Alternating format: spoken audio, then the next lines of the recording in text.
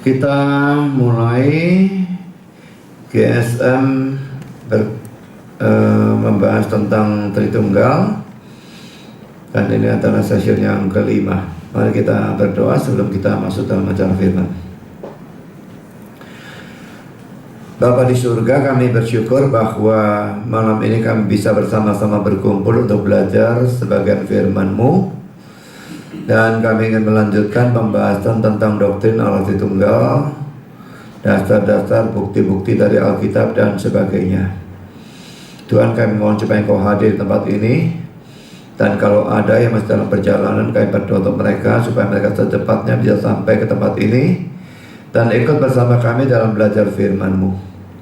Ampuni, sucikan kami semua dari segala dosa Tuhan, dan boleh pimpin kami dengan roh-Mu dan sepanjang acara firman beserta dengan tanya jawabnya.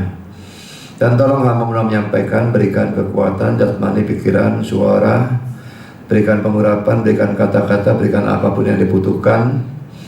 Tolong untuk bisa menjelaskan sejelas-jelasnya, serendah mungkin tingkat kesukarannya.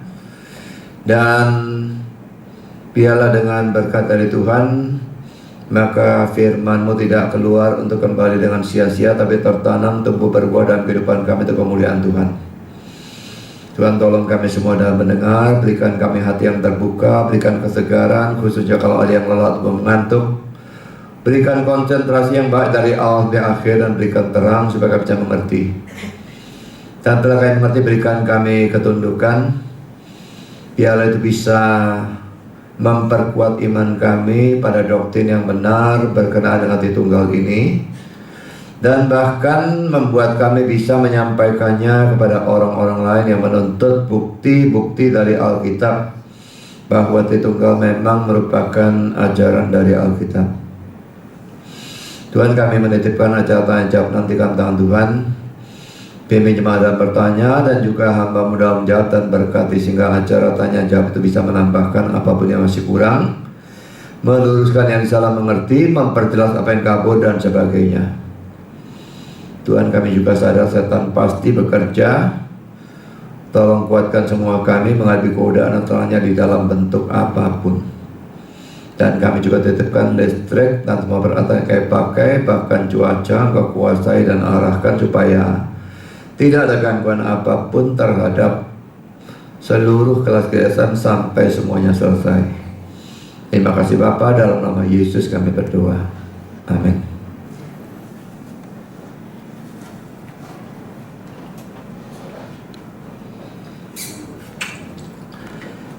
Jadi ini adalah sesi yang kelima dari seri tentang Allah Tritunggal ini ya. Kita pada kali yang lalu sudah mulai mempelajari adanya kejamakan dalam diri Allah, kejamakan tertentu gitu ya. Dan pada poin A-nya kita sudah membahas tentang kata Elohim, kata bahasa Ibrani untuk Allah yang ada di dalam bentuk jamak. Sekarang saudara, kita masuk pada poin yang kedua, poin B. Penggunaan kata bentuk jamak untuk Allah atau dalam hubungannya dengan Allah.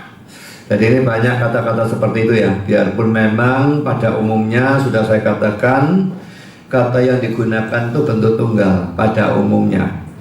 Tapi di sana sini ada kata-kata bentuk jamak yang digunakan untuk Allah atau dalam hubungannya dengan Allah. Dan ini yang akan kita soroti. Kalau tunggalnya sudah tidak usah diomong, banyak sekali.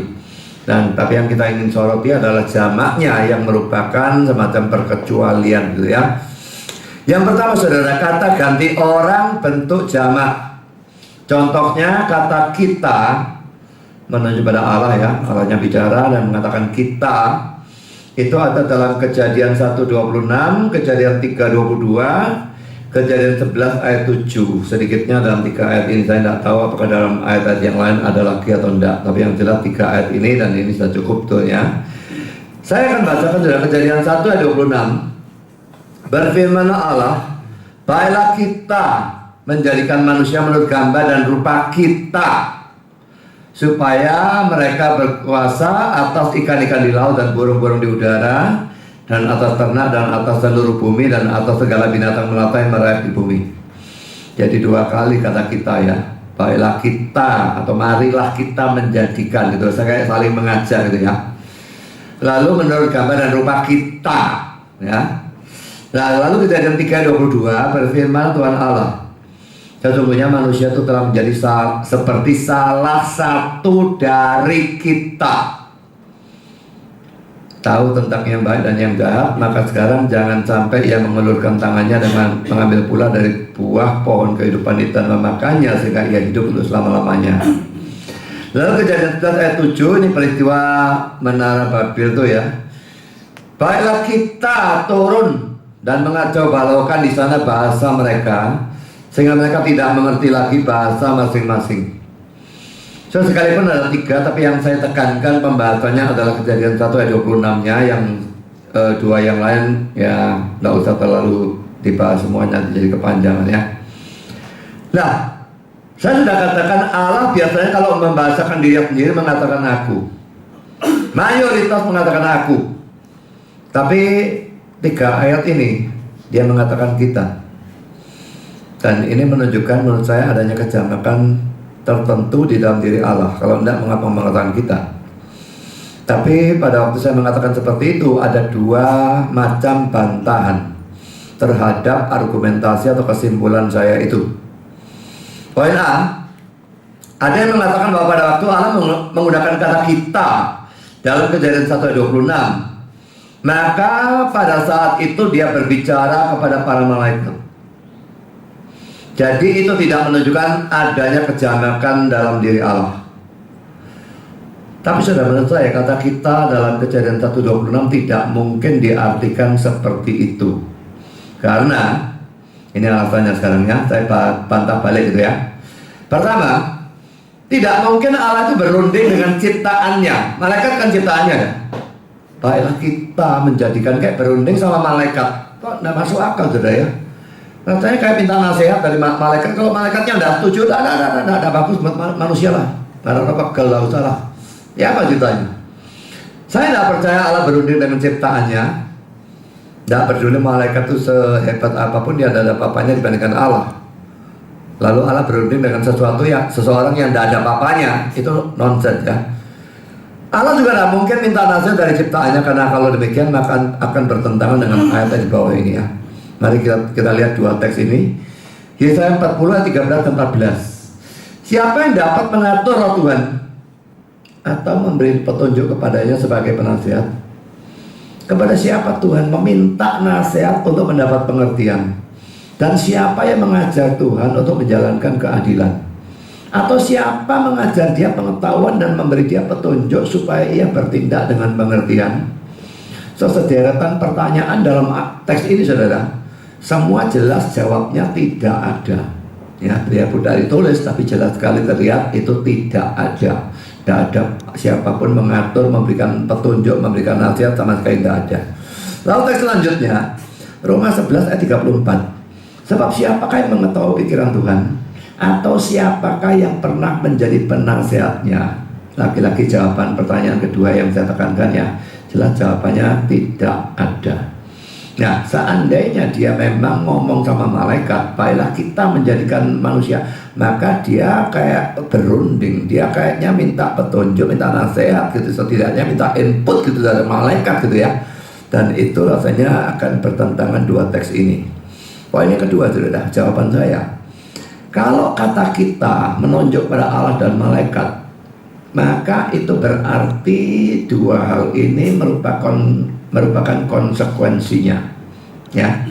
Kan dia berkata pada malaikat, misalnya berkata pada malaikat ya, misalnya itu benar, baiklah kita menjadikan manusia menurut gambar dan rupa kita.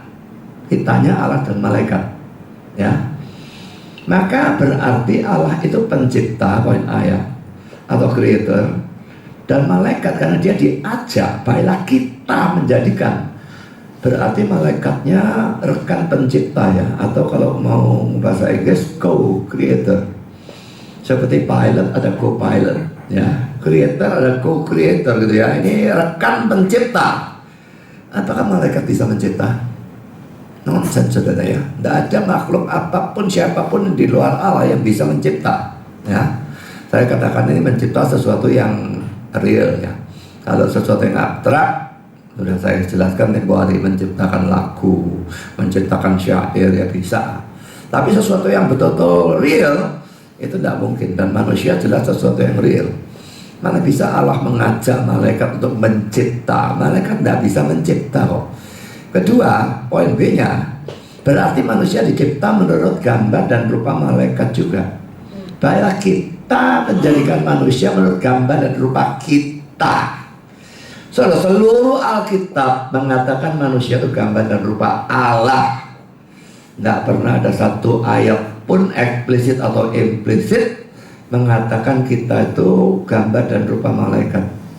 Tapi kalau kata kita dalam Kejadian 1:26 itu diartikan Allah bicara kepada malaikat, maka tak terhindarkan kesimpulan yang ada Alkitabiah ini.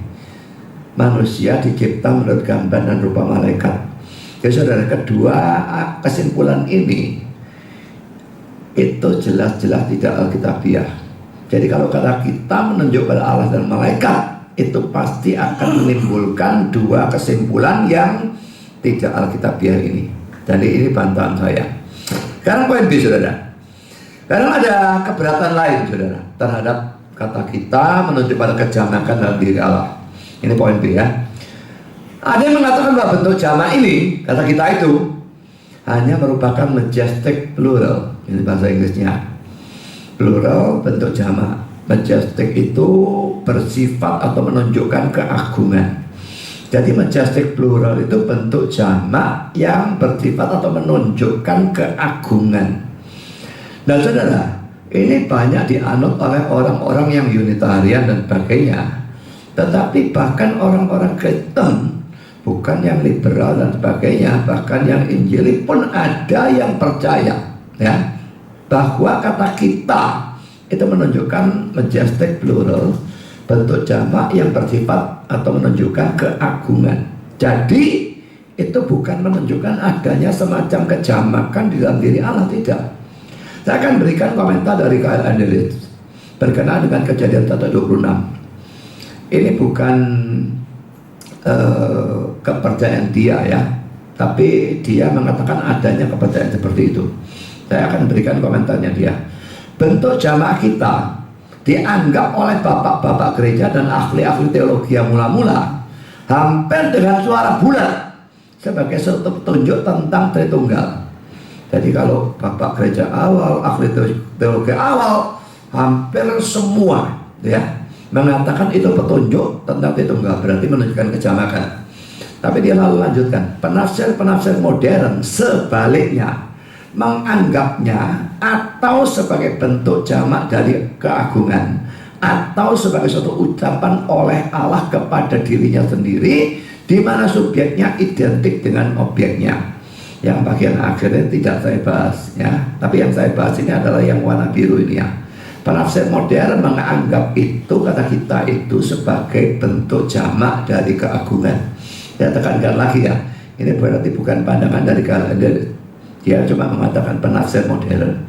Tapi kalau bapak-bapak gereja dan ahli teologi awal, hampir semua menganggap kita itu menunjuk pada adanya kejamakan dalam diri Allah, dan itu menjadi dasar dari doktrin Allah Tritunggal.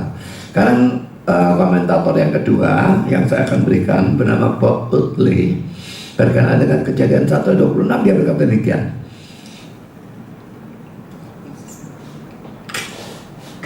Di sana telah ada banyak diskusi tentang bentuk jamak kita. Philo dan Ibn Ezra mengatakan bahwa itu adalah bentuk jamak dari keagungan. Tetapi bentuk gramatika ini tidak atau belum muncul sampai jauh belakangan dalam sejarah literatur Yahudi. Jadi laki-laki sama seperti tadi ya, Bob Utley bukan memberikan pandangan ini ya. Dia cuma mengatakan Philo dan Ibn Ezra yang punya pandangan itu, bukan dia. Ya, dia bahkan membantah. Jadi kalau menurut dua orang yang disebutkan ini, Philo dan Ibn Ezra, kata kita itu bentuk jamak dari keagungan, the plural of majesty. Tapi dia bantah. Menurut Bob Utley, bentuk gramatika seperti itu tidak atau belum muncul sampai jauh belakangan dalam sejarah Yahudi. Jadi kalau dalam Kejadian bisa muncul bentuk seperti itu tidak masuk akal. Belakangan sekali baru muncul, ya. Lalu dia menambahkan kata-kata ini. Alkitab NET, saya tidak tahu NET ini Alkitab apa ya, Net Bible bahasa Inggrisnya, mengatakan itu tidak terjadi dengan kata-kata kerja, halaman 5. Jadi saudara, kalau orang mau mengatakan kata kita itu bentuk jamak dari keagungan atau menunjuk pada keagungan, bagaimana kata kerja bentuk jamak? Ya, jadi nanti kita akan melihat adanya kata kerja bentuk jamak, adanya kata sifat bentuk jamak, kata kita, kata Elohim, oke, menunjuk pada majestic plural. Itu saja Anda bisa diterima, tapi seandainya mau diterima, nah, kata kerja dan kata sifat bentuk jamak gimana? Masa kata kerja bentuk jamak dan kata sifat bentuk jamak menunjuk pada majestic plural juga? Itu tidak masuk akal sama sekali, ya. Jadi saudara, saya sama sekali tidak setuju dengan alasan-alasan sebagai berikut. Jadi argumentasi yang mengatakan bahwa kata kita itu majestic plural ayat 17, dan ini alasannya. Pertama, kalau memang kata kita menunjuk pada kejamakan dari keagungan, mengapa hanya sedikit ayat-ayat yang menggunakan bentuk jamak seperti ini? Tadi saya katakan ya, Allah kalau membahasakan dia sendiri hampir selalu mengatakan aku. Hanya 3 ayat itu, kalau ada lagi ayat-ayat lain sangat sedikit. 1% saja tidak ada. 1/1000 belum tentu ada, ya. Nah, kalau bentuk jamaknya menunjukkan keagungan, kalau bentuk tunggalnya apa? Menunjukkan begitu, kan gak lucu ya, gak masuk akal. Pada mayoritas pakai bentuk tunggal, mayoritas yang mengatakan aku. Argumentasi balasan yang kedua dari saya, penggunaan kata ganti orang bentuk jamak itu tidak terjadi pada waktu Alkitab menceritakan raja-raja duniawi berbicara. Jadi kalau memang itu ada gaya bahasa seperti itu ya, menggunakan bentuk jamak kita menunjukkan keagungan, maka mestinya seorang raja duniawi yang besar, dia juga tidak mengatakan aku, dia akan mengatakan kita atau kami gitu ya, mestinya ya. Nah, perhatikan komentar dari Albert Barth di bawah ini. Ini komentar dari Albert Barth berkenaan dengan Kejadian 1 ayat 26 ya. Dia berkata demikian. Bentuk jamak dari kalimat itu menimbulkan pertanyaan. Dengan siapa ia, yaitu Allah ya, berunding pada peristiwa ini? Apakah dengan dia sendiri? Dan apakah ia di sini sekedar atau hanya menggunakan bentuk jamak dari keagungan? Dan ya, bentuk jamak dari keagungan. Memang tanya ya. Yang seperti itu bukanlah gaya biasanya dari raja di timur kuno. Jadi tidak ada kebiasaan seperti dari raja timur kuno, ya. Firaun berkata, aku bermimpi sebuah mimpi. Memang terjemahannya kalau mau hurufiah seperti itu, bermimpi sebuah mimpi. Aneh dalam kata-kata kita, tapi kalau mau hurufiah memang seperti itu. Kejadian 41 ayat 15. Nebukadnezar, aku telah bermimpi. Daniel 2 ayat 3. Darius orang Media, aku membuat suatu ketetapan atau dekret. Daniel 6 ayat 26. Kores, Tuhan Allah dari surga telah memberi aku semua kerajaan-kerajaan dari bumi. Esra 1 ayat 2. Darius, aku membuat suatu ketetapan atau dekret. Esra 5 ayat 8. Karena itu, kita tidak mempunyai dasar untuk mentransfer atau mengubah atau memindahkannya pada gaya dari raja surgawi. Ya saudara, kalau gaya itu memang ada pada zaman itu, mengapa raja-raja ini semua contohnya tidak mengatakan kita atau kami, tapi aku semua? Ini raja-raja gede-gede. Nah, kalau raja duniawi yang besar tidak mengatakan kami, mengatakan aku, lalu tahu-tahu pada waktu Allah mengatakan kami atau kita, tahu-tahu dianggap majestic plural, itu kok tidak punya dasar menurut saya, ya. Sekarang poin ketiga, ini masih ada argumentasi yang ketiga untuk membantah mereka. Di samping itu, kata ganti orang bentuk tunggal dan jamak untuk menyatakan Allah keluar sekaligus dua-dua, ya, dalam satu ayat, yaitu Yesaya 6 ayat 8. Cuma sayang seribu sayang, Yesaya 6 ayat 8 LAI menerjemahkan secara salah. Ya, mari kita baca terjemahan LAI dulu ya. Yesaya 6 ayat 8. Lalu aku mendengar suara Tuhan berkata, aku di sini Yesaya ya. Siapakah yang akan ku utus? Ini Tuhannya yang ngomong. Ku berarti Allah ya. Dan siapakah yang mau pergi untuk aku? Maka saudku, ini aku, utuslah aku. Jadi kalau terjemahan kita, saudara, siapakah yang akan ku utus? Dan siapakah yang mau pergi untuk aku? Nah saudara, kata ku-nya benar, tapi kata aku ini yang salah. Ya, baik terjemahan lama maupun terjemahan baru, anehnya kok bisa tidak diperbaiki, saya tidak ngerti bagaimana. Ya, kata aku ini jelas sama sekali salah. Kata aku itu seharusnya kami. Maka saya berikan terjemahan dari NASB ya. Whom shall I send and who will go for us? Siapa yang akan ku utus? Sampai di sini sama kan ya. Dan siapa yang mau pergi untuk kami? Dan King James, RSV, NIV menerjemahkan seperti NASB. Tuh. Oh, hilang gimana? Sebentar saya keluarkan. Tuh, ini apa? Ada. Ini saya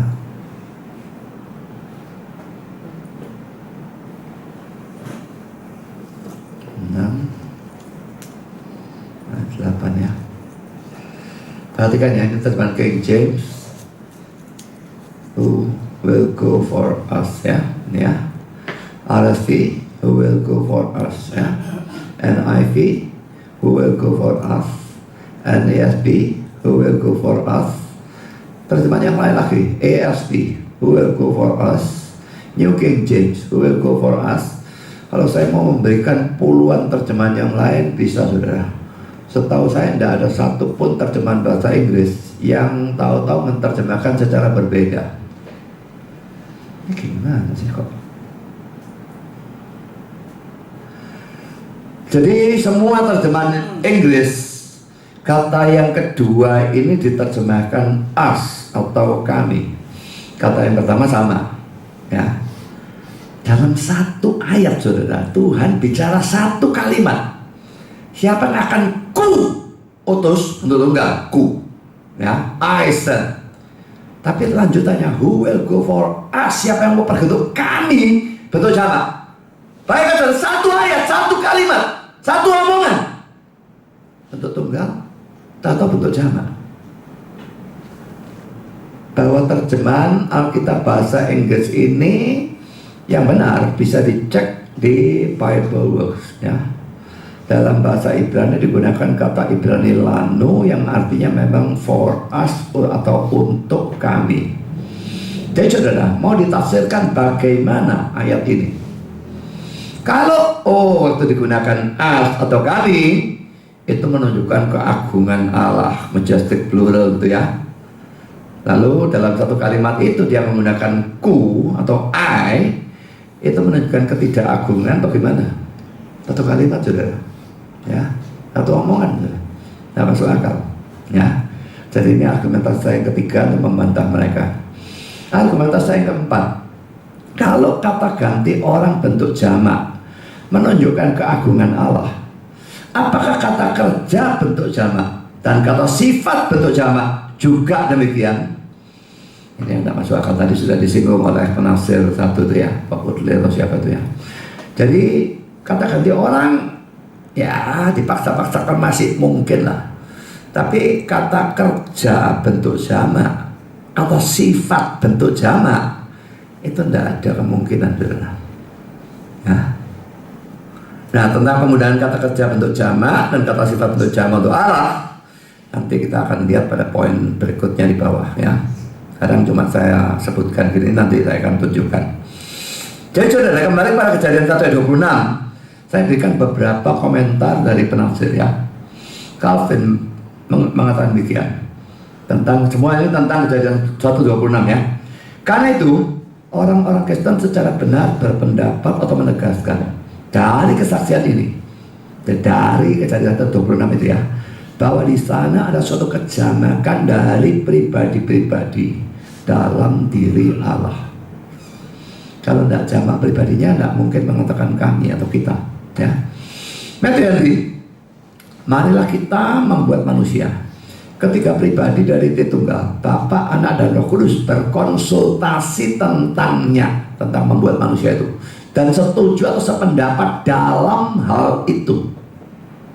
Sebetulnya dalam hal apapun mereka pasti sependapat, saudara, karena sifat-sifat mereka sama persis ya. Jadi saudara, berkonsultasi, mari kita membuat, dan semua setuju, maka dibuat manusianya, dicipta ya. Sekarang komentar yang ketiga dari Adam Clarke, laki-laki, tentang Kejadian 1:26 ya. Teks ini memberitahu kita bahwa ia adalah pekerjaan dari Elohim, dari manusia ya, yaitu Adam gitu ya. Kejamakan ilahi ditandai di sini secara lebih jelas oleh kata-kata ganti orang kita, dalam kurung as bahasa Inggrisnya, dan kita dalam kurung bahasa Inggrisnya our. Jadi kalau bahasa Inggrisnya us and our ya, barang saya terjemahkan ke Indonesia tidak enak, katakan di orang kita dan kita. Jadi makanya saya berikan keterangan, kita yang pertama dari us, kita yang kedua dari our ya. Jadi saudara, memang Kejadian 1:26 akan memang seperti itu. Berfirmanlah Allah, baiklah kita menjadikan manusia menurut gambar dan rupa kita. Dan terjemahan King James, and God said, let us make man in our image, after our likeness. Bahkan our-nya keluar 2 kali, kalau terjemahan kita tidak keluar cuma sekali ya. Dan Allah berkata, marilah kita membuat manusia dalam gambar kita, menurut rupa kita. Jadi kita yang pertama dari kata us, kita yang kedua dan ketiga dari kata our ya, itu dalam terjemahan King James. Sekarang komentar dari Albert Barnes. Hanya suatu kejamakan pribadi-pribadi bisa membenarkan ungkapan itu. Maka kita dipaksa untuk menyimpulkan bahwa kata ganti orang bentuk jamak menunjukkan suatu kejamakan pribadi-pribadi dalam keberadaan ilahi atau diri Allah.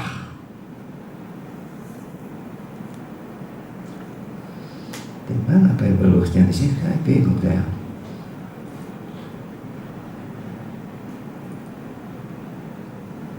Ini baru keluar ini. Saya tidak perlulah.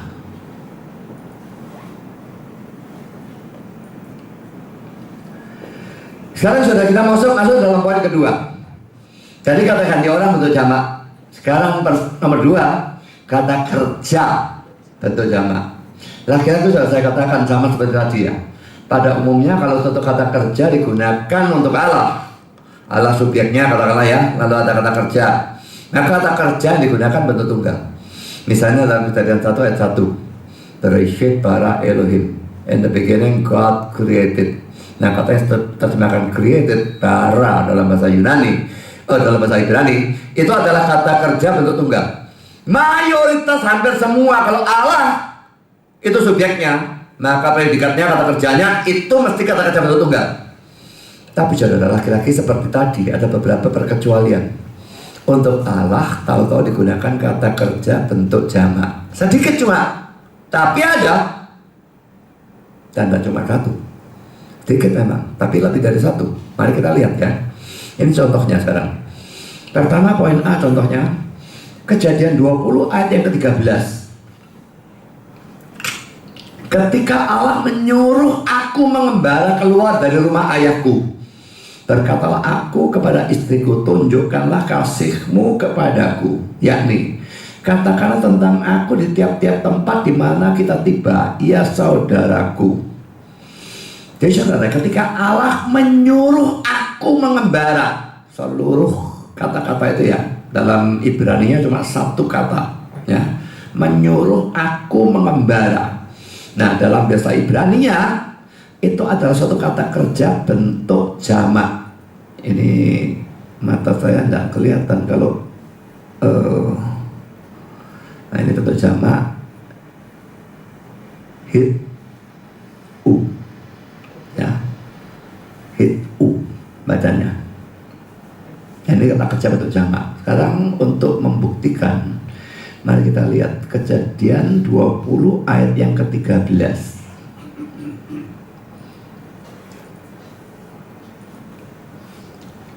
Kejadian 20 ayat 13, ya. God caused me to wonder, ya. Jadi kata aslinya adalah ta'a, to err, to wander, to go astray, to stagger, ya. Nah, sekarang mari kita cari kata itu.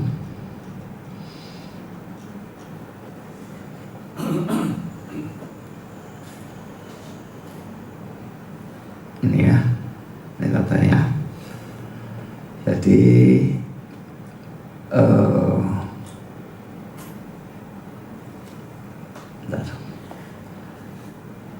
second person common plural, ya.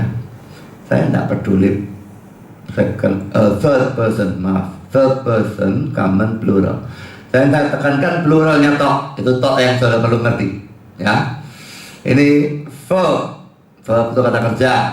Verbnya apa sudah perlu tahu, ya. Tapi yang saya tekankan plural itu saja, ya. Jadi di sini bisa terbukti ini artinya wonder apa dan sebagainya, go astray, kesasar, apa macam-macam. Tapi yang jelas ini adalah kata kerja bentuk jamak. Nah ini aneh sudah, ya.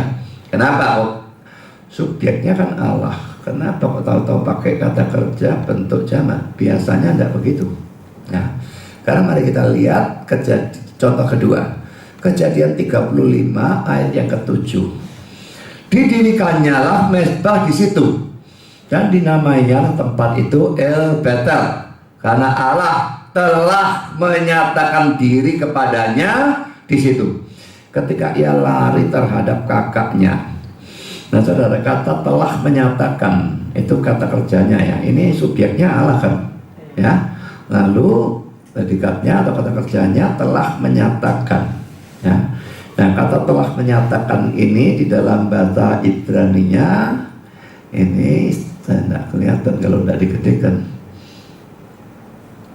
Kata huruf pertama itu N-nya, niklu, bacanya niklu. Jadi ini sekarang kita lihat Kejadian 35 ayat 7, ya. Kejadian 35 ayat 7 menyatakan dirinya, kalau dalam Inggrisnya appear, ya, memunculkan gitu, ya. Ya agak beda terjemahnya. Kata dasarnya tadi sudah dimunculkan kalah, ya. Sekarang kita lihat di dalam bahasa Ibraninya.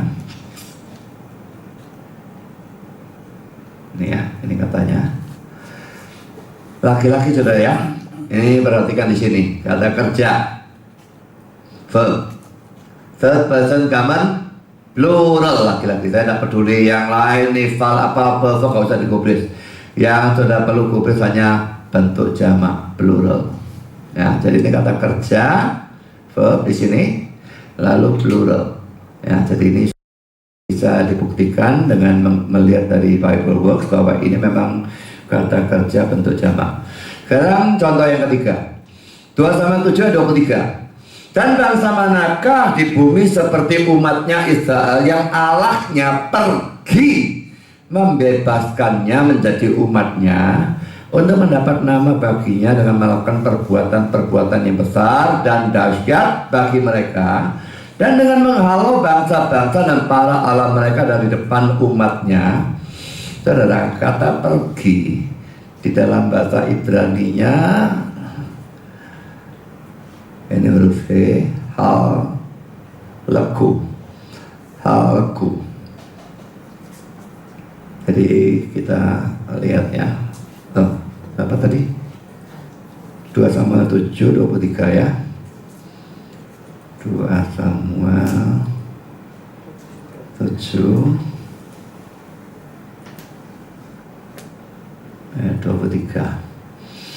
dalam King James-nya dulu. Yang alahnya pergi, whom God went, ya, halah itu kata dasarnya. Nah, sekarang kita lihat di dalam bahasa Ibrani-nya.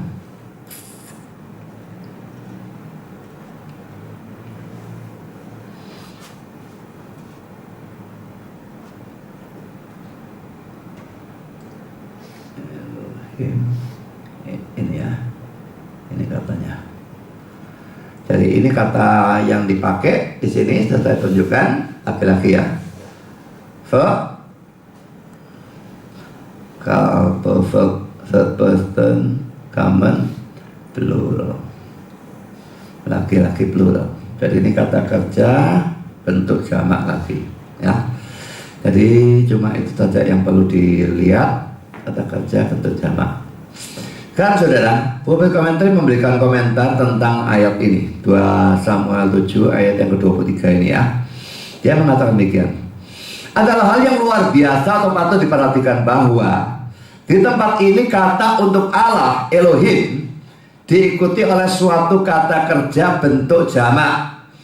Karena peraturan yang hampir konstan atau tidak berubah dalam bahasa Ibrani adalah bahwa sekalipun Elohim itu sendiri adalah kata bentuk jamak, tapi kata itu menggunakan suatu kata kerja bentuk tunggal kapanpun kata itu menunjuk pada Allah yang benar. Dalam teks yang sesuai atau paralel 1 Tawarik 17 ayat 21, kata kerja itu ada dalam bentuk tunggal. Nah, ini anehnya saudara, coba ini sekarang anehnya saudara. Ini ayatnya paralel. Yang tadi 2 Samuel 7 23 bentuk jamak. Ayat paralelnya dalam 1 Tawarik 17 ayat 21 kita baca ya. Dan bangsa manakah di bumi seperti umatmu Israel yang Allahnya pergi membebaskannya menjadi umatnya untuk mendapat nama bagimu dengan perbuatan-perbuatan yang besar dan dahsyat, dan dengan menghalau bangsa-bangsa dari depan umatmu yang telah kau bebaskan dari Mesir.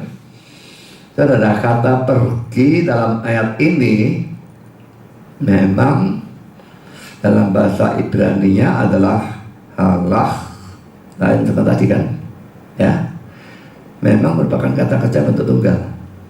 Bisa membedakannya, coba diingat-ingat ya.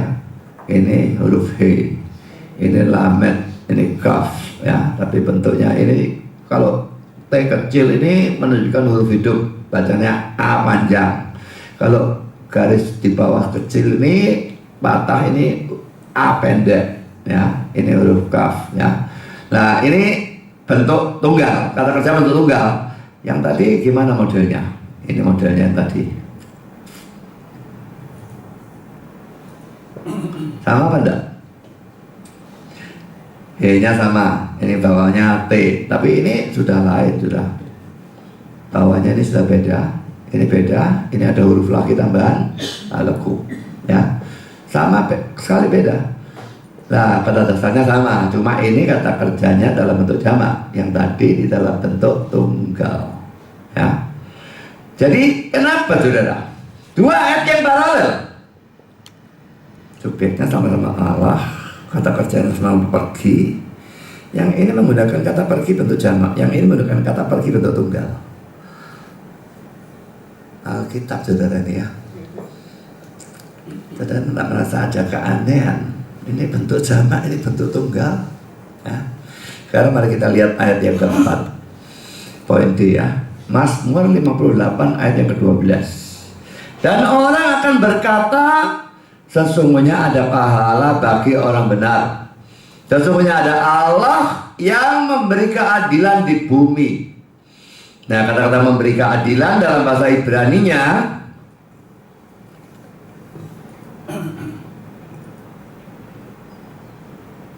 ini sin ya, kalau titiknya ada di sebelah shin ya, kalau titiknya ada di sebelah kanan. Lalu ini o, shof, ini huruf tet, tim. Jadi ada im di belakang. Saya baru sudah katakannya. Kalau ada im di belakang itu biasanya memang bentuk jamak ya. Nah, ini merupakan satu kata kerja participle dalam bentuk jamak. Mari sekarang kita cek ya. Mazmur 58 ayat 12. Mazmur 58 ayat 12 ya. Semuanya ada Allah yang memberi keadilan. Kalau dalam terjemahan Inggrisnya, He is a God that judges the earth. Ini ya, pakai. Jadi memang agak beda. Memberi keadilan dan menghakimi itu ya kan, ya tidak terlalu beda ya. Nah ini judge ini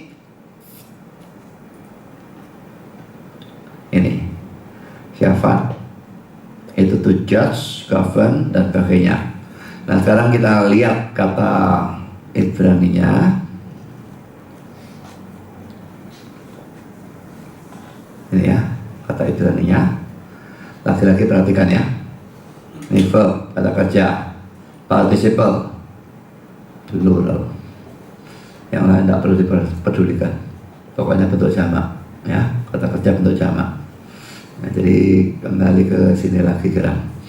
Padahal saudara, dalam 4 contoh ini tadi ya, semua tadi ABCD ini ya, kata-kata ini subjeknya adalah kata Elohim yang digunakan untuk menyatakan Allah yang Esa.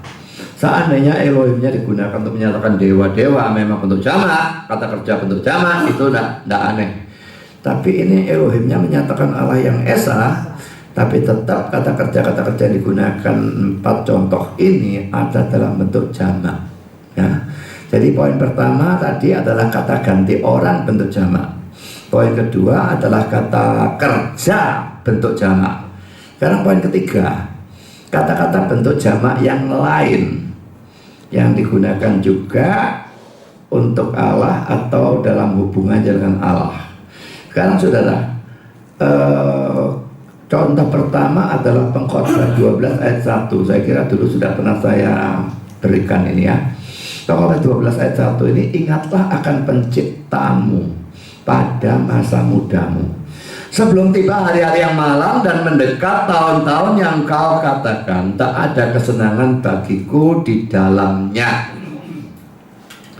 Kata pencipta yang saya beri warna merah ini ya, creator, dalam bahasa Ibraninya ini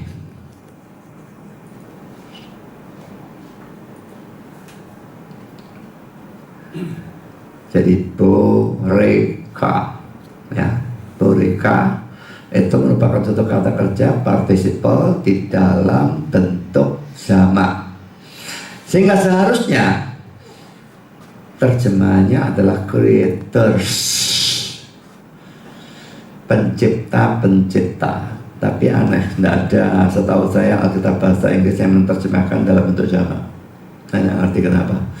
Tapi Ibraninya jelas-jelas memang bentuk jamak. Mari kita lihat Pengkhotbah 12 ayat 1.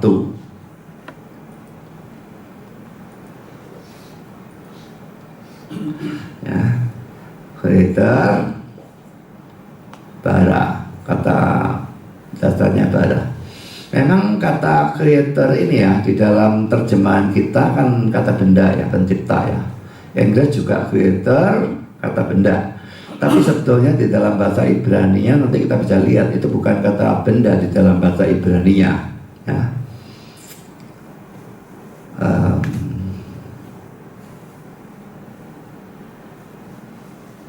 Gimana kata itu?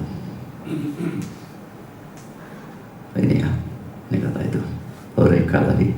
Jadi kata dasarnya memang bara, pencipta. Nah, perhatikan. Bukan ini yang dipedulikan, yang di bawah ini yang dipedulikan ya.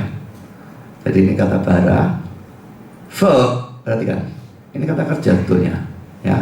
Participle, masculine, plural.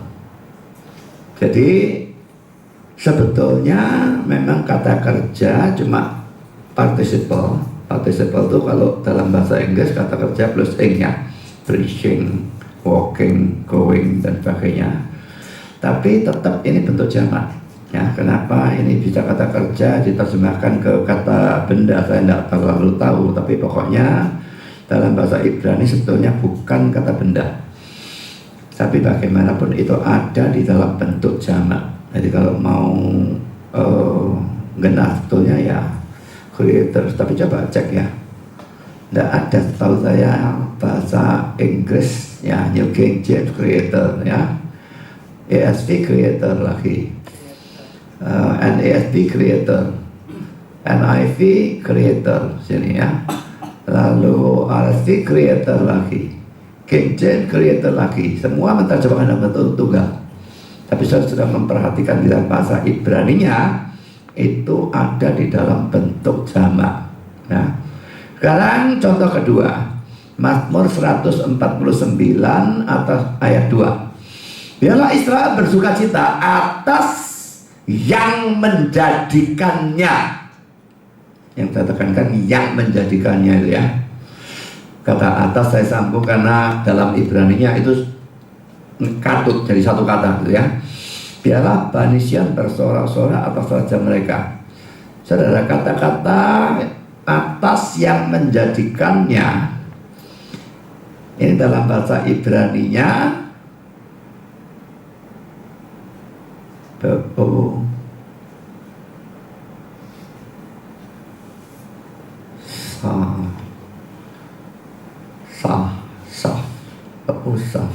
sukar bacanya, saya ngerti ya. Mari kita lihat sekarang, kita catat atas menjadikannya Mazmur 149 ayat 2 ya. Mazmur 149 ayat 2. Kita Inggrisnya dulu ya. That made him Asa do. Sekarang kita cari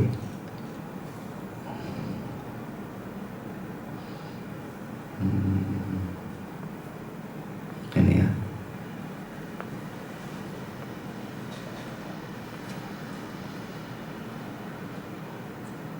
Jadi ini laki-laki verb ya, participle masculine plural ya. Jadi kata itu adalah satu kata jamak laki. Sekarang kita, nah ini lagi satu ayat yang sangat aneh ya. Yosua 24 ayat yang ke-19. Poin C ini ya. Saya bacakan, tetapi Yosua berkata kepada bangsa itu, tidaklah kamu sanggup beribadah kepada Tuhan, sebab dialah Allah yang kudus, dialah Allah yang cemburu. Dua kata sifat di sini ya. Pertama, kudus itu kata sifat. Kedua, cemburu itu juga kata sifat ya, yang tidak akan mengampuni kesalahan dan dosamu.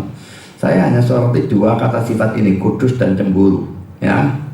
Dalam bahasa Ibraninya kata kudus itu ada dalam bentuk jamak, tapi kata cemburunya ada di dalam bentuk tunggal. Bayangkan saudara, di dalam satu ayat, dialah Allah yang kudus, dialah Allah yang cemburu. Kata kudusnya bentuk jamak. Nah ini ada im di belakangnya. Jadi kedoshim ya. Ini bentuk jamak kan ada im. Tapi kata cemburunya kano itu ada dalam bentuk tunggal ya. Mari sekarang kita lihat Yosua 24 ayat yang ke-19. Yosua 24 ayat 19. Holy ya, kudus tadi holy, kados itu kata dasarnya, lalu jealous ini kano ya. Sekarang kita lihat di dalam Ibrania. Is a holy God. Ini kedoshim ini ya, holy-nya tadi ya. Adjektif itu kata sifat, masculine plural, saya tidak betul yang lain. Adjektif yang tadi saya tekankan kata sifat, dan ini plural untuk jamak ya. Ini yang kata kedoshim. Lalu yang kata satunya tadi ini ya. Oh bukan, Mana tadi?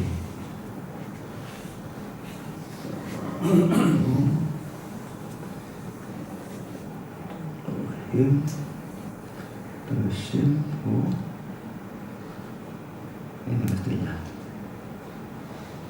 Ya, bukan yang ini God ya, tapi yang ini yang saya maksudkan ya.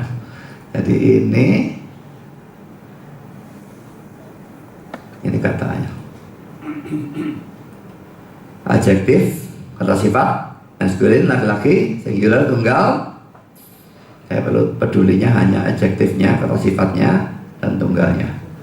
Tadi kudus itu bentuk jamak, kata sifat bentuk jamak, ya. Tapi cemburu kata sifat di dalam bentuk tunggal. Ya. Jadi ini aneh saudara ya. Dalam satu kalimat ya, Allah dikatakan kudus, dikatakan cemburu. Tapi yang kudus bentuk jamak, yang cemburu bentuk tunggal. Jadi ada kemiripan tadi dengan Yesaya 6 ayat 8 ya. Kalau Yesaya 6 ayat 8 digunakan kata ganti orang bentuk tunggal dan jamak dalam satu ayat teman pada Allah. Maka dalam Yosua 24 ayat 16 digunakan kata sifat bentuk tunggal dan jamak terhadap diri Allah. Nah ini apa? Tidak merupakan suatu keanehan.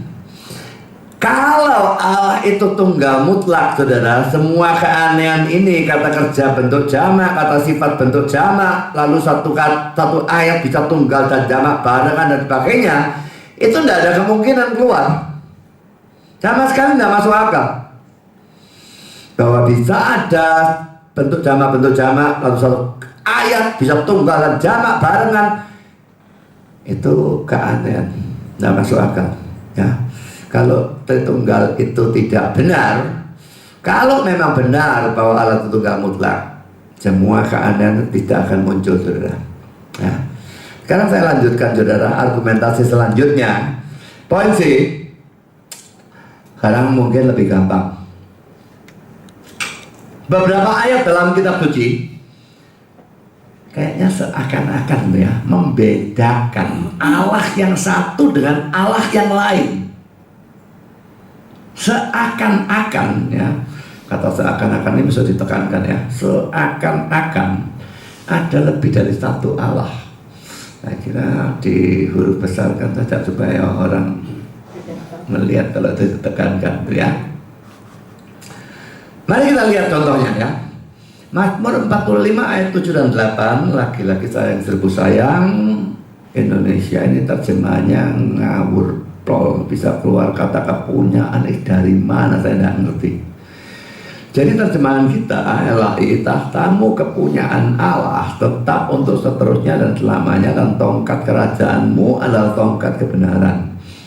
Engkau mencintai keadilan dan membenci kefasikan, sebab itu Allahmu telah mengurapi engkau dengan minyak sebagai tanda kesukaan melebihi teman-teman sekutumu. Karena terjemahnya salah di sebagian sininya, maka tidak kelihatan saudara ya. Mari kita lihat terjemahan dari NASB di bawah ini. Ayatnya penomoran beda satu ayat, berarti di sini ayat 6 dan ayat 7 dalam NASB ya. Thy throne, O God, is forever and ever. Therefore, God, thy God, has anointed thee. Tahtamu ya Allah, kekal selama-lamanya. Karena itu Allahmu telah mengurapi engkau. Sekarang saudara, ini aneh ya. Kayaknya Allah itu ngomong kepada anak ya. Bapak ngomong pada anak, tahtamu ya Allah. Atau mungkin bukan Allah yang ngomong, saya tidak peduli siapapun yang ngomong. Tapi yang dituju adalah anak. Tahtamu ya Allah. Berarti anak disebut Allah kan? Ya. It's forever and ever. Kekal selama-lamanya. Therefore, God, thy God, karena itu Allahmu. Loh, Nanti anak, katakanlah ini anaknya. Tahtamu ya Allah, berarti anak disebut Allah ya. Tapi lalu dikatakan Allah, Allahmu. Loh, Allah ini punya Allah. Dalam melihat bahwa ada semacam pembedaan antara Allah yang satu dengan Allah yang lain, seakan-akan ada dua Allah di sini. Ya. Kalau saudara bandingkan dengan Ibrani 1 ayat 8 dan 9, ini mengutip dari Mazmur tadi. Ya. Tetapi tentang mestinya kepada anak, ia berkata, ini Allah Bapak ya. Ia berkata, tahtamu ya Allah. Nah, dalam terjemahan Indonesia di sini terjemahannya benar. Padahal ngutip dari Mazmur 45, tahtamu kepunyaan Allah. Ya, penerjemahkannya. Tapi dikutip ke sini, tahtamu ya Allah. Maka Indonesia ini kan lucu kan. Tahtamu ya Allah tetap untuk seterusnya dan selamanya, tongkat kerajaanmu atau tongkat kebenaran. Engkau mencintai keadilan dan membenci kefasikan. Sebab itu Allah, Allahmu. Jadi kelihatan sudah ya, anak disebut dengan sebutan ya Allah. Tapi tetap Allah ini dikatakan punya Allah lagi. Allah, Allahmu. Ya. Jadi ini kelihatan ada pembedaan antara Allah yang satu dengan Allah yang lain. Sekarang contoh yang kedua, Mazmur 110 ayat 1. Mazmur Daud ini saya cetak huruf tipis karena sebetulnya tidak termasuk dalam Alkitab ya. Kalau dalam kitab suci bahasa Inggris yang ditaruh di atas sebagai semacam head note gitu ya. Jadi ayatnya sebetulnya baru mulai di sini.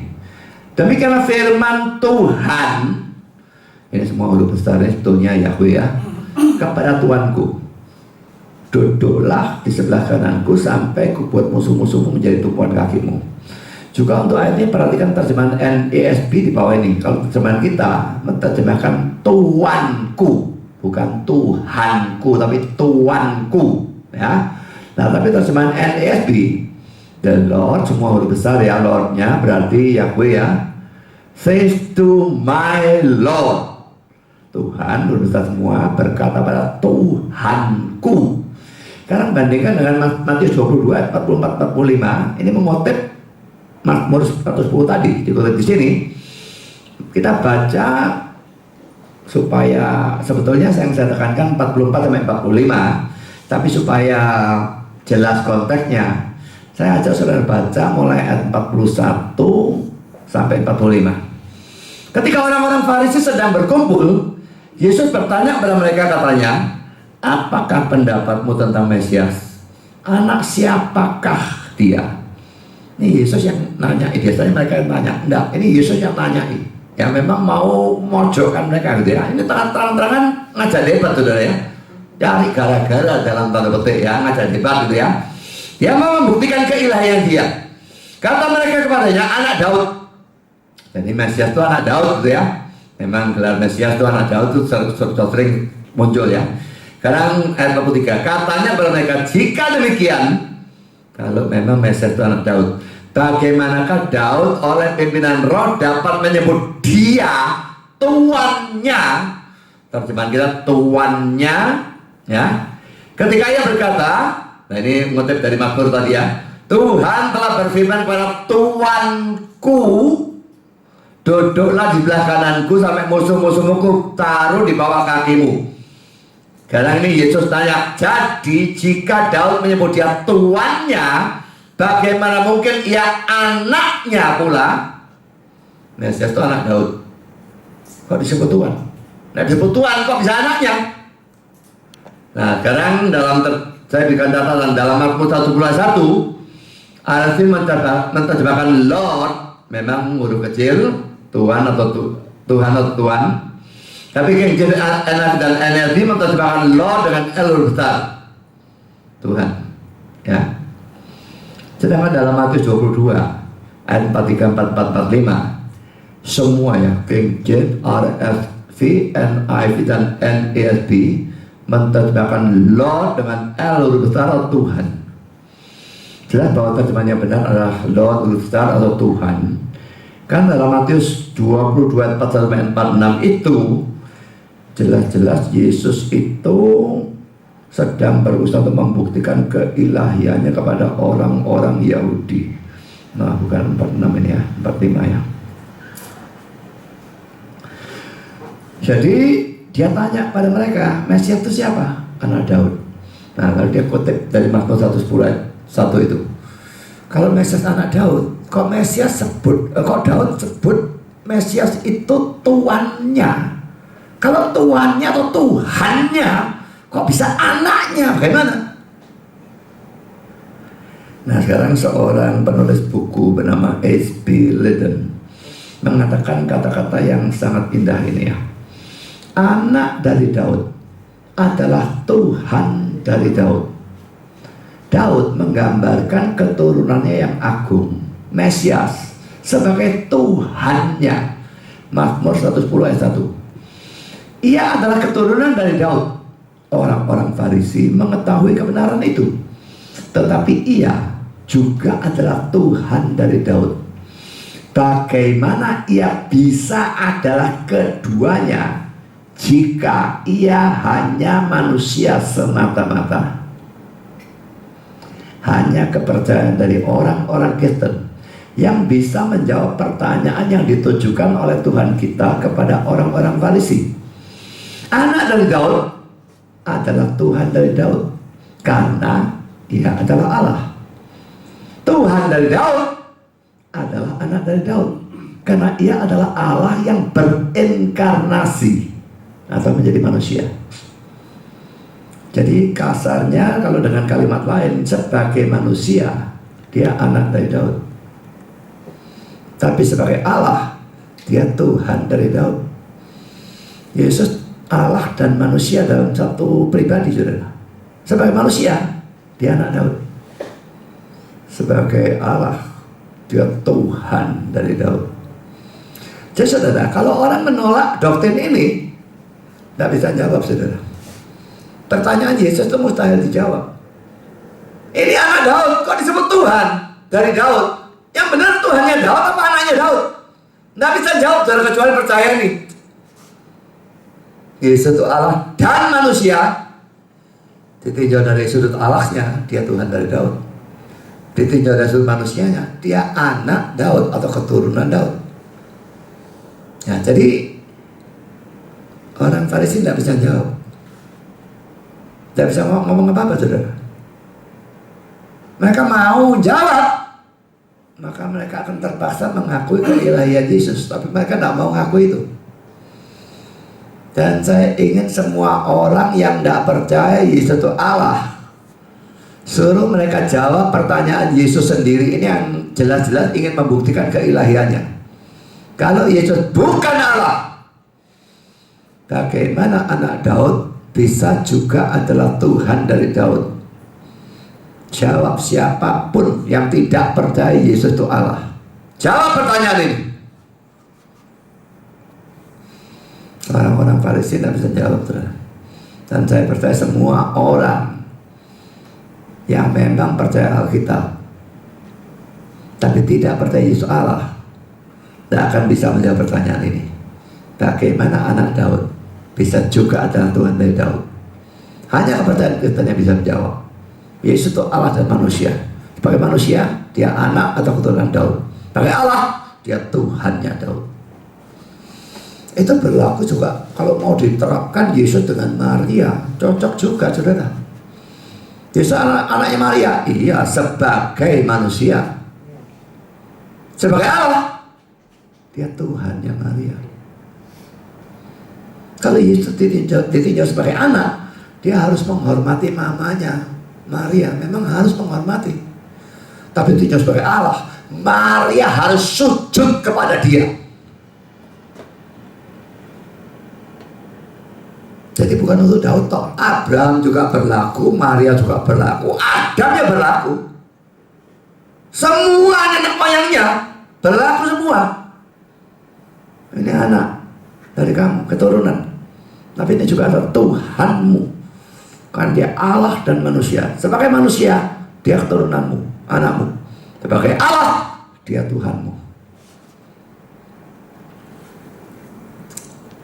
Sekarang saudara, Kita lanjutkan dengan Hosea 1 ayat yang ke-7.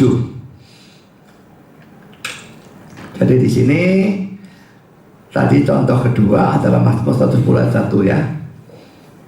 Tuhan berkata kepada Tuhanku, kayaknya ada dua gitu ya. Sekarang saya berikan Hosea 1 ayat 7.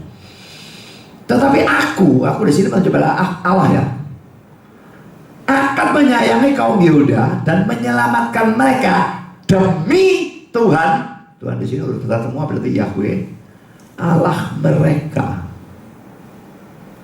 Aku akan menyelamatkan mereka bukan dengan panah atau pedang, dengan alat perang atau dengan kuda dan orang-orang berkuda. Ya, menyelamatkan merekanya itu demi Tuhan Allah mereka. Itu kata demi itu terjemahannya agak tepat menurut saya. Coba lihat dalam terjemahan NASB. But I will have compassion on the house of Judah and deliver them by the Lord their God, and will not deliver them by bow, sword, battle, horses, or horsemen. Tetapi aku akan berbelas kasihan kepada kaum Yehuda dan menyelamatkan mereka dengan atau oleh, kata by ya, mana bisa diterjemahkan demi, tak mungkin ya, dengan atau oleh Tuhan Allah mereka. Perhatikan ya, aku maunya menyelamatkan mereka, tapi dengan atau oleh Tuhan Allah mereka. Akunya di sini kan Allah mau menyelamatkan mereka dengan, berarti menggunakan Tuhan Allah mereka.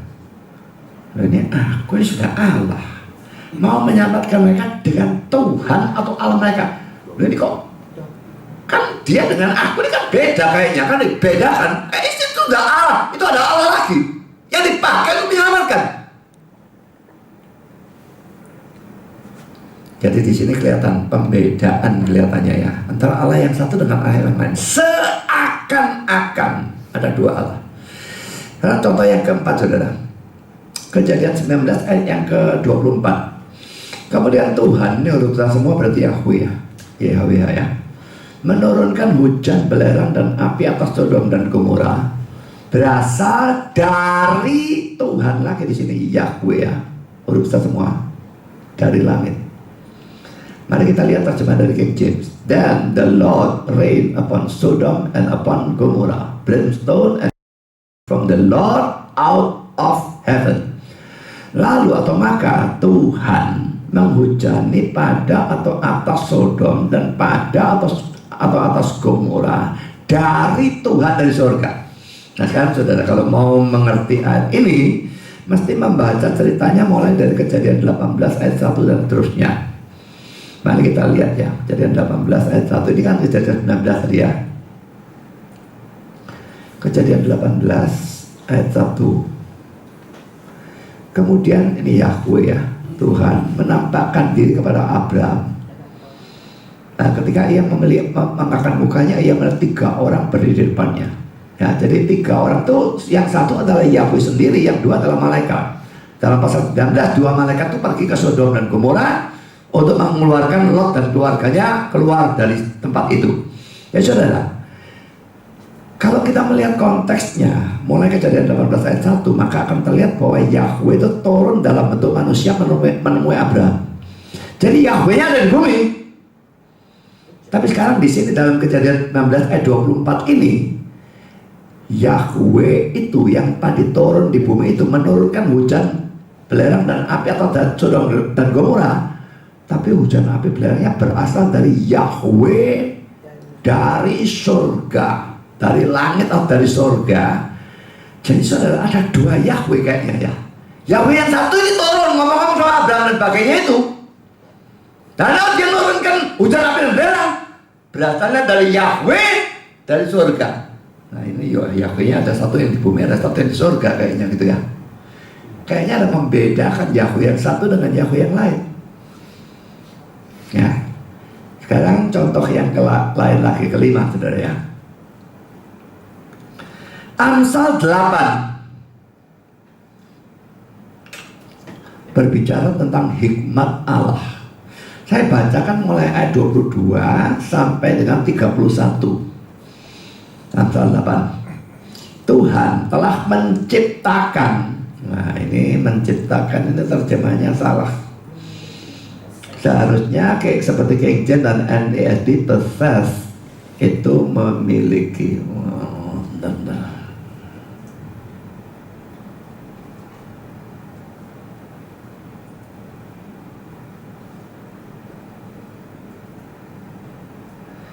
Ini saya tidak mau pakai kurung, pakai tanda dengan ini. Kalau di Facebook jadi apa itu emoticonnya.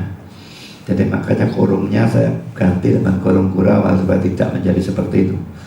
Saya ulang ya. Tuhan telah menciptakan, itu terjemahan kita. Tapi terjemahan kita NLT, possess, memiliki. Ya, Tuhan telah memiliki aku sebagai permulaan pekerjaannya, sebagai perbuatannya yang pertama-tama dahulu kala. Sudah pada zaman purbakala aku dibentuk. Nah, ini terjemahan Indonesia, dibentuk literal, terjemahan hurufiah. I was appointed. Aku telah ditetapkan.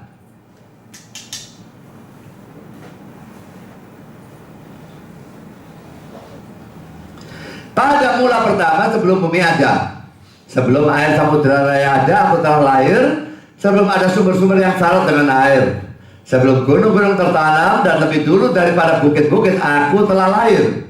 Kalau Yesus lahir tidak masalah, itu eternal generation of the Son. Ya, tapi kalau dia dibentuk atau dia diciptakan, itu tidak cocok ya. Jadi makanya ini di sini terjemahnya harus dibetulkan. Tapi kalau yang lahir ini tidak ada masalah, yaitu menunjuk eternal generation of the Son. Lain kali kita akan pelajari lagi hal itu. Sebelum ia membuat bumi dengan padang-padangnya atau debu dataran yang pertama, ketika ia mempersiapkan langit, aku di sana. Ketika ia menggaris kaki langit pada permukaan air samudera raya, ketika ia menetapkan awan-awan di atas dan mata air samudera raya meluap dengan deras, ketika ia menentukan batas kepada laut supaya air jangan melanggar titahnya, dan ketika ia menetapkan dasar bumi, aku ada sertanya sebagai anak kesayangan. Setiap hari aku menjadi kesenangannya dan senantiasa bermain-main di hadapannya. Aku bermain-main di atas muka buminya, dan anak-anak manusia menjadi kesenanganku. Saudara, kalau dilihat dari istilahnya, yaitu hikmat Allah ya. Jadi saudara, Amsal 8 berbicara memang tentang hikmat Allah betulnya ya. Hikmat Allah, bahasa Inggrisnya the wisdom of God. Kalau mau diterjemahkan sebetulnya hikmat dari Allah atau hikmat milik Allah. Jadi hikmat sama Allah sama apa enggak?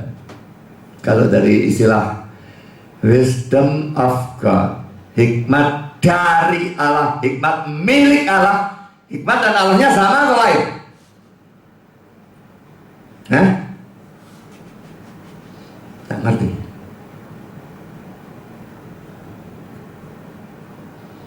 The power of God misalnya ya, kuasa dari Allah. Kuasa dan Allah sama apa lain? Lain toh.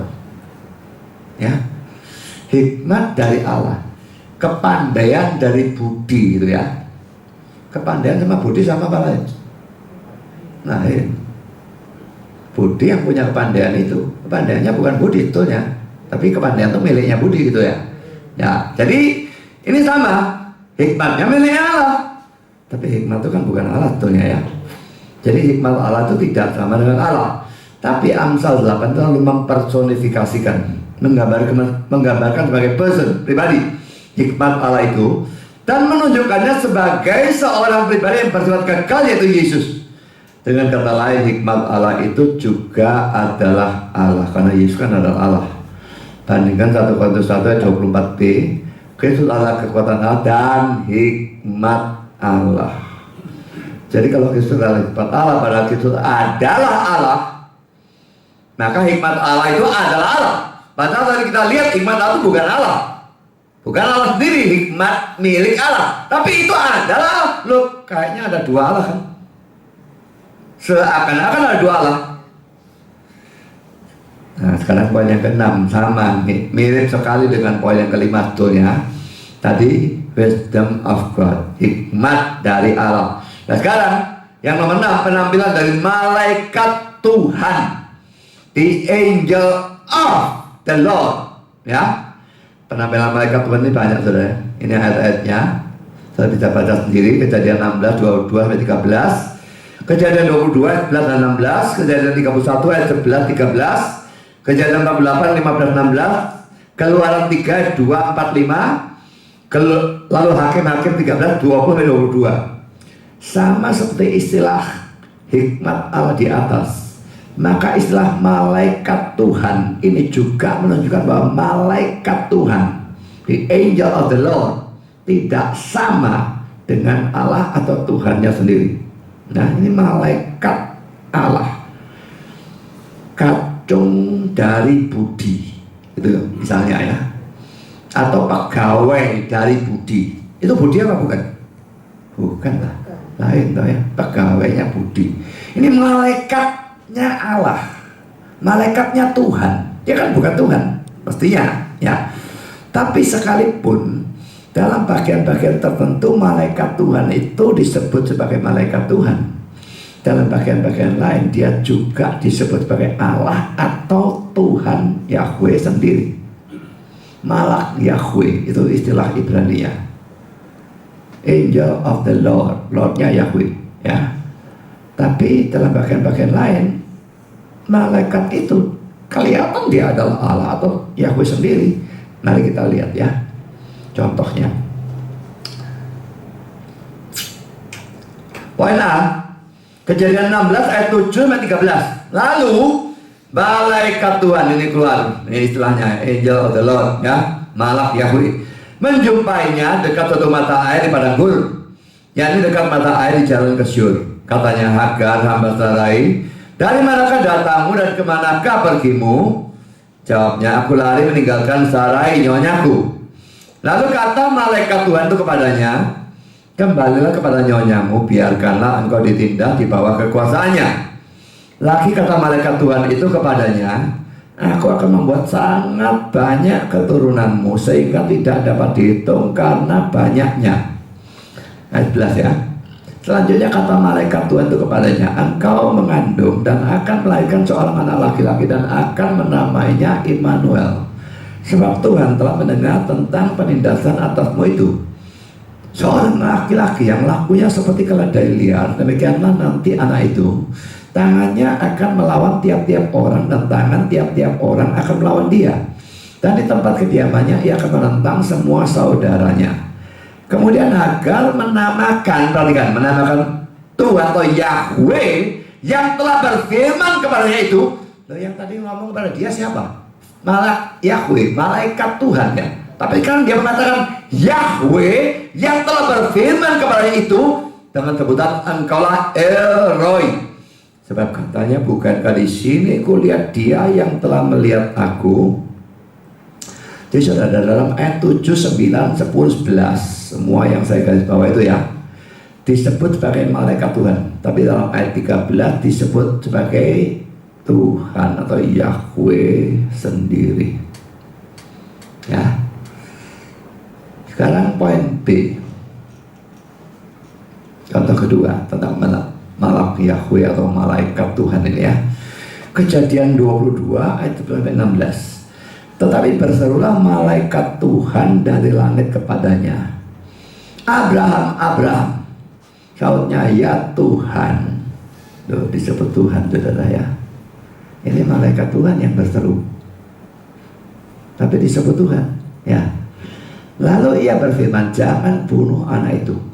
Ini waktu Abraham mau disuruh bunuh Ishak dan dia mau lakukan persibatan. Pak, saat dia melakukan, oh mantap ya, jangan bunuh anak itu dan jangan kau apa-apakan dia, sebab telah ku ketahui sekarang bahwa engkau takut akan Allah dan kau tidak segan-segan untuk menyerahkan anakmu yang tunggal kepadaku. Betul-betul sebetulnya kalau kita mau apa ya, mau merenungkan Abraham ini orang yang gak masuk akal ya, luar biasa ya. Bayangkan dia nunggu anak itu 25 tahun. Dan Tuhan bilang, sembelih anak itu di Gunung Moria. Dia mau lakukan betul-betul. Seandainya Sarah dikasih tahu, pasti diracun Abrahamnya. Gak bakal boleh saudara. Ya, tapi dia tidak beritahu Sarai, dia bahkan tidak beritahu Ishak. Dia mau lakukan, betul-betul mengasihi Tuhan lebih dari segala sesuatu, dari siapapun, termasuk anak kandungnya sendiri yang dia tunggu selama 25 tahun. Lanjutnya, ayat 13, lalu Abraham menoleh dan melihat seekor domba jantan di belakangnya yang tanduknya tersangkut dalam belukar. Abraham mengambil domba itu lalu mengorbankannya sebagai korban bakaran pengganti anaknya. Dan Abraham menamai tempat itu Tuhan menyediakan. Ya. Sebab itu sampai sekarang dikatakan orang di atas gunung Tuhan akan disediakan. Untuk kedua kalinya berserulah malaikat Tuhan dari langit kepada Abraham. Lagi-lagi saudara yang berfirman sekarang ini malaikat Tuhan ya. Katanya, aku bersumpah demi diriku sendiri. Demikian firman Tuhan, tahu-tahu ya. Karena engkau telah berbuat demikian, engkau tidak segan-segan untuk menyerahkan anakmu yang tunggal kepadaku, dan seterusnya. Dalam ayat 11 ada 15 disebut sebagai malaikat Tuhan. Dalam ayat 11b disebut sebagai Tuhan. Tentunya ini ada lanjutannya. Kalau kita lihat dalam ayat 16-nya, yang bersumpah demi dirinya sendiri itu hanya Tuhan, saudara. Ya, lalu dikatakan demikianlah firman Tuhan. Jadi saudara, malaikat Tuhan itu adalah Tuhan atau Adonai, juga adalah Yahweh-nya sendiri. Dia bersumpah demi dia sendiri. Disebutkan dalam Ibrani ya, orang bersumpah demi yang lebih tinggi, tapi Allah tidak ada yang lebih tinggi. Allah bersumpah demi dirinya sendiri. Saya kira hal itu masih ditambahkan di sini, nanti tambahkan.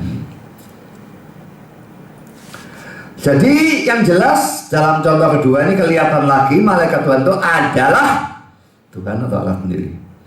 Sekarang poin sih saudara, hal lain yang menunjukkan bahwa malaikat Tuhan itu adalah Allah Tuhan sendiri adalah poin pertama. Oh, ini sudah penjelasan di sini sebetulnya ya. Sudah ada ya. Malaikat Tuhan itu bersumpah demi dirinya sendiri. Kejadian 22 ayat 16 ya. Hal seperti ini tidak dilakukan oleh seorang malaikat biasa. Kalau malaikat biasa dia bersumpah demi Allah, demi diri sendiri. Malaikat biasa tidak mungkin, saudara. Kita lihat Ibrani 6, 13, 16, 17. Sebab ketika Allah memberikan janji kepada Abraham, ia bersumpah demi dia sendiri, karena tidak ada orang yang lebih tinggi daripadanya.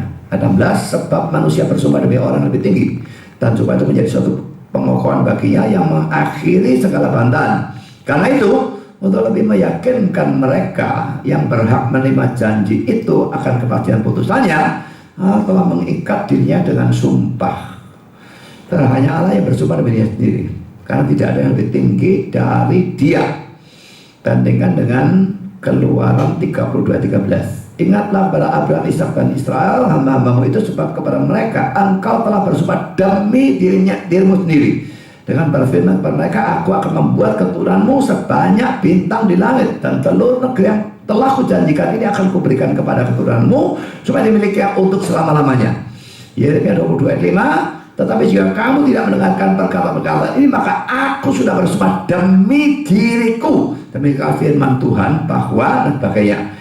Yeremia 44 ayat 26. Maka didengarlah firman Tuhan, hai semua orang Yehuda yang diam di tanah Mesir, sesungguhnya aku telah bersumpah demi namaku yang besar, firman Tuhan, bahwa namaku tidak akan diserukan lagi oleh seorang Yehuda di segenap tanah Mesir, dengan berkata demi Tuhan Allah yang hidup. Yeremia 49 ayat 13. Sebab aku telah bersumpah demi diriku demi firman Tuhan. Yeremia 51 ayat 14. Tuhan semesta alam telah bersumpah demi dia sendiri. Amos 6 ayat 8. Tuhan Allah telah bersumpah demi dirinya. Saudara, Allah bersumpah selalu demi dirinya sendiri. Malaikat biasa bersumpah demi nama Tuhan, bukan demi dia sendiri atau namanya sendiri. Mari kita lihat ayat ini. Daniel 12 ayat 7. Lalu kudengar orang yang berpakaian kain lenan yang ada di belah atas air sungai itu bersumpah demi dia. Ini malaikat bersumpah demi Allah ya, demi dia yang hidup kekal, sambil mengangkat tangan kanan dan tangan kirinya ke langit dan sebagainya. Orang ini ya, yang disebut orang, adalah malaikat biasa. ini adalah malaikat biasa. Kita lihat dari Daniel 10. Bisa dibaca sendiri ya. Daniel 10 ya, baca sendiri.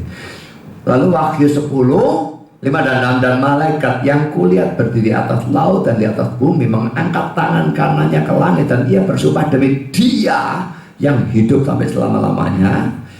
Jadi saudara, lagi-lagi kita melihat bahwa malaikat bersumpah itu demi Allah. Tapi malaikat Tuhan itu bersumpah demi Dia sendiri. Malaikat Tuhan itu mestinya adalah Allah atau Tuhan sendiri. Lalu saudara, poin yang selanjutnya, malaikat Tuhan ini mempunyai kuasa untuk mengampuni dosa.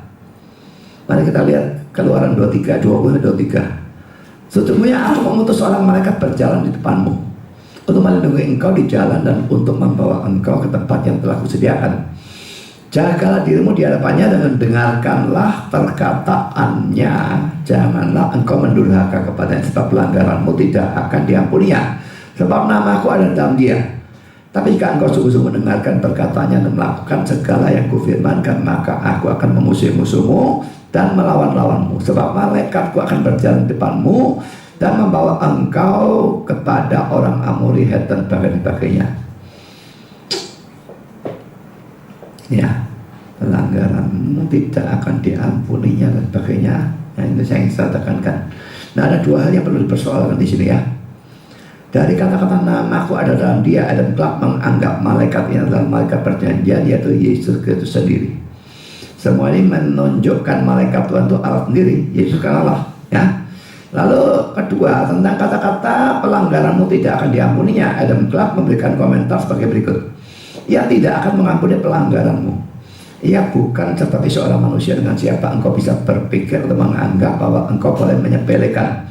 Seandainya ia adalah manusia atau malaikat dalam arti yang biasa diterima, tidak bisa dikatakan ia tidak akan mengampuni pelanggaranmu. Karena baik manusia maupun malaikat tidak bisa melakukannya. Ya, kalau memang bukan Allah, tidak akan muncul kata-kata ia tidak akan mengampuni pelanggaranmu. Itu mengisyaratkan atau secara implisit menunjukkan dia bisa mengampuni. Ya, tapi malaikat biasa manusia pokoknya yang non Allah tidak bisa mengampuni dosa. Jadi saudara, kita sudah melihat bahwa malaikat Tuhan dan sebagainya ini menunjukkan malaikat Tuhan bukan Tuhan kelihatannya, tapi ternyata dia juga ada Tuhan sendiri, Allah sendiri. Jadi kayaknya ada lebih dari satu Allah, seakan-akan ya. Dan ini menjadi dasar dari doktrin Allah Tritunggal. Saya kira kalau diteruskan nanti terlalu capek, jadi kita hentikan sampai di sini dan disambung pada kali yang lain. Kita masuk yang kalau itu tadi kan gramatika Yahudi itu yang plural majestic gitu Pak. Itu kan baru muncul ke belakang-belakangan itu. Sedangkan kayak gramatika Ibrani yang jelas-jelas kayak kata sifat sudah jamak, kata kerja jamak. Lalu tadi ada ayat-ayat jelas kayak Tuhan menyuruh, Tuhan yang dari langit. Nah, bagaimana mungkin orang-orang yang di dalam PL itu kok nggak bisa melihat kejamaan Allah itu kan padahal jelas kayak gimana? Ngerti.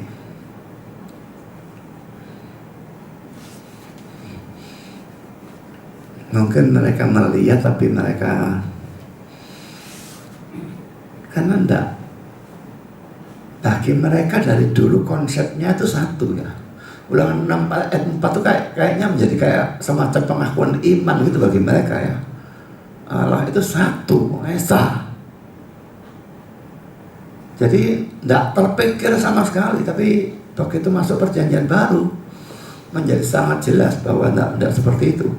Satu iya, tapi tidak satu secara mutlak. Ada 3 pribadi. Nah, dengan kata-kata perjanjian baru. Saya kira kalau tidak ada perjanjian baru, tidak mungkin orang memikirkan seperti itu. Semua hal-hal ini, tempoh hari sudah saya katakan, tidak mungkin terpikirkan kalau tidak ada perjanjian baru. Dengan ada perjanjian baru bisa.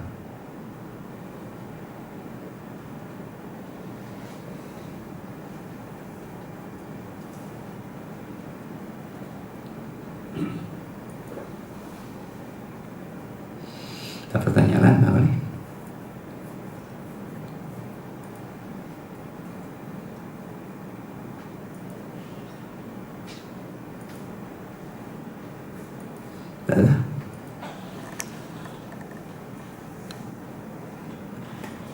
Bisa dimengerti pelajaran hari ini?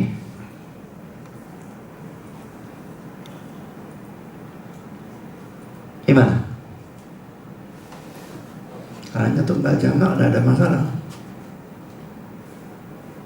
Yang sukar yang mana kalau ada yang sukar?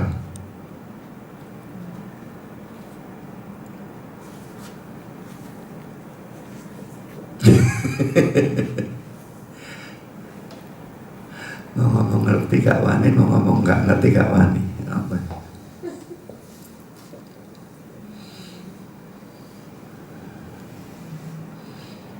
Nah, ada pertanyaan? Kalau ada saya tutup dengan doa. Jadi minggu depan itu kalau saya bisa persiapan ya ada, kalau enggak saya ganti dengan persekutuan doa. Nggak tahu bisa apa enggak, saya mumet saya dengan urusan ini. Mari kita berdoa. Bapa di surga, terima kasih Engkau sudah pimpin serta berkat yang terpanjang GSM ini, dan biarlah kami bisa mempelajari ulang melalui makalah atau melalui YouTube kalau memang ada hal yang belum kami mengerti, atau mempelajari ulang untuk mencamkan lebih dalam di dalam hati pikiran kami. Dan pada waktu ini dimasukkan YouTube ataupun Facebook dan sebagainya, biarlah bisa dipelajari dengan sungguh-sungguh dan menjadikan mereka betul-betul mengerti tentang dasar-dasar dari Tritunggal sampai bisa menjelaskannya juga kepada orang lain. Kami berdoa secara khusus untuk hamba-Mu yang mengalami masalah dengan jalanan yang ditinggikan, dengan tempat mobil dan pagar yang juga harus ikut ditinggikan dan sebagainya, yang akan pasti mengganggu sekali belajarnya dia untuk jangka waktu yang cukup lama, mungkin 1,5 sampai 2 bulan, akan membuat pelayanan tempat ini berantakan. Kami hanya berdoa kalau boleh Engkau bekerja menolong dia supaya tetap bisa belajar dan mempersiapkan, dan khotbah-khotbah dan pelajaran GSM dan sebagainya tempat ini tidak sampai menjadi kacau balau. Tolong juga pekerjaan peninggian jalan dan sebagainya bisa diselesaikan secepat mungkin. Kau atur Tuhan supaya entah bagaimana itu bisa diselesaikan secepat mungkin, sehingga tidak usah mengganggu pelayanan hamba-Mu terlalu lama. Sebentar kami akan pulang, kami mohon Kau sertai dan lindungi sampai kami tiba di rumah dengan selamat. Terima kasih Bapa, dalam nama Yesus kami berdoa. Amin.